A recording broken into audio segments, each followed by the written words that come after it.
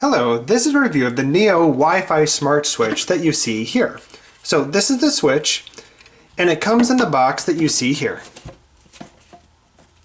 And slide off the sleeve and you get the box that you see here. And open that box and you get what you find in here. So you open it up and you find yourself two manuals in different languages, one in English, and of course the unit itself that we see right here. Taking a closer look, we see that it is a blue and white colored plastic grounded plug that we see here. So a nice big grounded plug that we can plug things into. There's your plug on the back, the standard 3-prong grounded plug. You'll have the nice clickable power button on the top if you're not going to use a smartphone with it. And a LED light here that will light up blue for different syncing statuses and so on. It comes with simple instructions. One, a really basic set of instructions right on the top of the box, as well as separate instruction manuals as well, two different languages. So let's take a look at the English one that we have here. One thing to note is it's really easy to actually follow. They give you a QR code that you can scan to go find the app. Otherwise, it's really easy just to search the App Store. If you don't follow the QR code, they'll tell you, right on the instructions in here as well. One of the things they'll basically say, search for Ankuoo on the Google Play Store or App Store for iOS, and then you'll find an app named Neo, and that's basically what you install. And that once you get into the app and say add new device, it's going to walk you through the process as well. So you get several chances to follow it. I did find the font a little bit hard to read in low light settings, by the way, on here. The first time I read it, but it's pretty straightforward. And once you get the app, remember the app's going to tell you what to do as well. But here it is. So basically you can scan the QR code if you like, or enter in the Ankuoo and get the Neo app. Plug it into the wall. So we would take something like this. Let's go ahead and plug it in right here.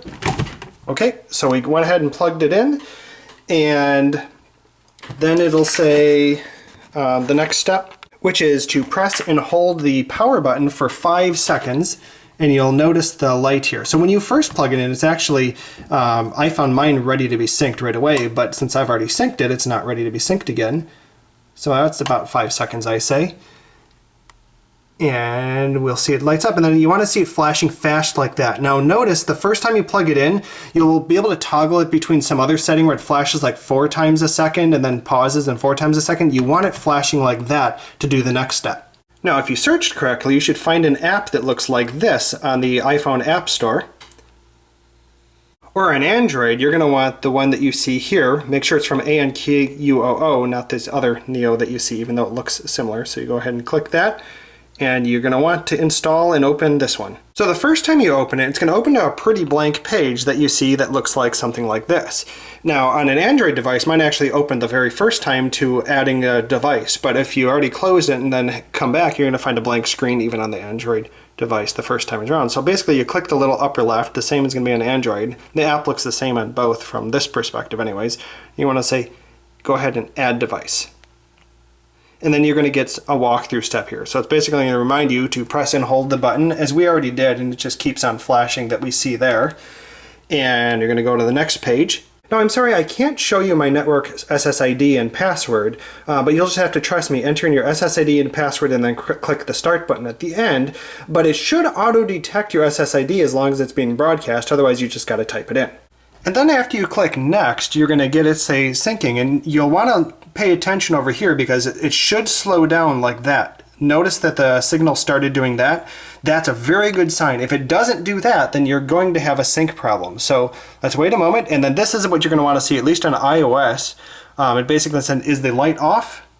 Yes, the light is off. So we know we're in good shape, but it gives you a few alternatives.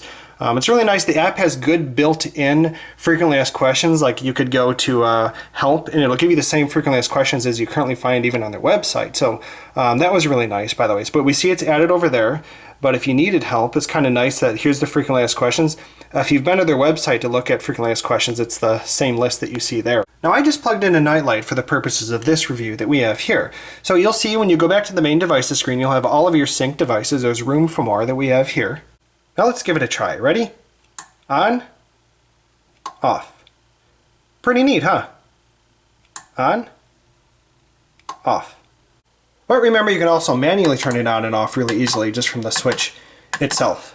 But remember, it does more. It actually does 4 things. So one, it does remote control, which is what we already just saw using, but then it also offers a countdown timer, so you can have it turn off automatically after a certain amount of time, anti-theft timer, so it can turn on and off like a timer when you're away from home, and also scheduled times on and off. So to do those, all you do is you click on your device that you see here, and up comes another menu with different choices. So here you can configure any countdown, anti-theft timer, or schedules. Just by selecting each of them, and you'll be able to press the upper button over here on the upper right of each box, and you can configure how long for it to automatically turn off. Let's go back. We have the anti-theft timer here. Here you'll be able to configure things, multiple on and off times, repeat for certain days, and so on and so forth. And we have schedule, which is a little bit different than the anti-theft timer, of course. And this is just more of a straight up schedule for repeating certain times of the day. So you get a lot of nice little options with this as well. You can also make it visible and invisible on this phone apparently, and there you go. So you get a lot of choices, as you see, for configuring it. Otherwise, it's a good remote control for your light switch or whatever else you want to plug in there. It's a nice grounded plug that can support a lot of different things. Now, during the course of this review, something weird happened. Notice suddenly I got 3 of these switches that just appeared. I wasn't doing anything but testing it turning on and off, but lo and behold, they all work on, off. So, strange little bug there, but not really a big deal. To fix that, just close the app completely out, and when you open it again, it'll be back to normal. Here's a big problem I had with my Android phone. So, I have a Samsung Galaxy Note 3 that we see here, and let's go ahead and open the app since I've already installed it. But here you notice that I have just blank list of devices. So the fact that I've already configured it on my iPhone does nothing for it to automatically appear over here. There doesn't seem to be any account synchronization between the two, at least that I could figure out so far.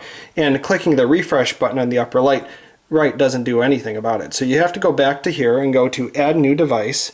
And you'd have to run it through the same synchronization steps that you did before. But this is where I hit just a complete roadblock with my Android, at least my Samsung Galaxy Note 3 for whatever reason. Once I enter in my SSID and password, it always just keeps blinking flash. Remember how we successfully entered it with the iPhone, and you remember how it started to blink slowly once it started to receive it, and it really didn't take all that long. But this one just waits about like a minute or two, just flashing fast until the phone just comes back with a red screen that says, failed to synchronize, retry yes, no. I could never get it to synchronize after spending about 2 hours trying to get this thing to synchronize. I tried messing with my Wi-Fi router settings to no avail. I'm pretty tech savvy with my router. I just have a standard Comcast router that I have. It's a really nice router from Comcast, but it just would not configure for me at all. By the way, I did email the company through their online contact for just emailing them, and they were very responsive. They responded the next day.